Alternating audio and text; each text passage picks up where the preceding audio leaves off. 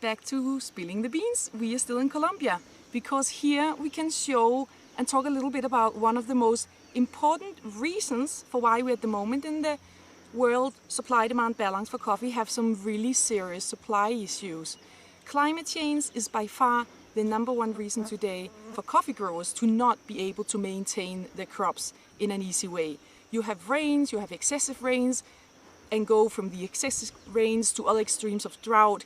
In one same region you can have two different scenarios. What we see in Colombia is for 5 years, and because Colombia is located right on the equator, where you both have a crop cycle that corresponds to the northern hemisphere and the southern hemisphere, Colombia has production of coffee year-round. But that also makes climate change much more difficult to manage and administrate.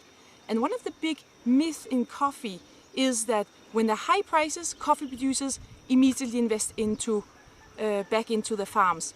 And here we can see exactly the example of why this is not happening. First of all, we have socio-economic reasons, and that's very, very important, and is very underestimated in the market research currently available, because socio-economic reasons means that the land size today for most producers in the world, and we talk over 90 to 95% of all producers, are at 1 hectare or even less than half a hectare. Even if they had a perfect crop, they're not going to be able to survive with that money for more than a couple of months. So most producers are simply not able to afford giving priority to the land anymore.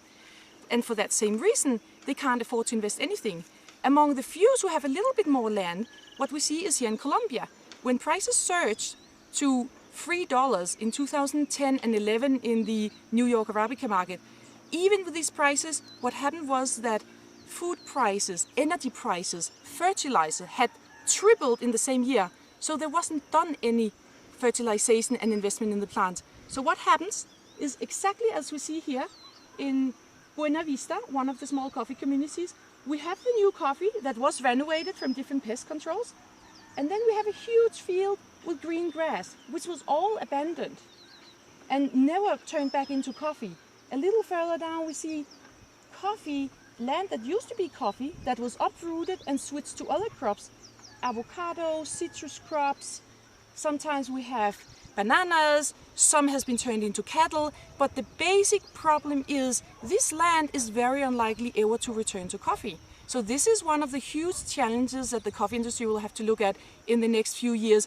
How can we really revive the coffee that is still in production, that still is growing, and make it profitable for the producers?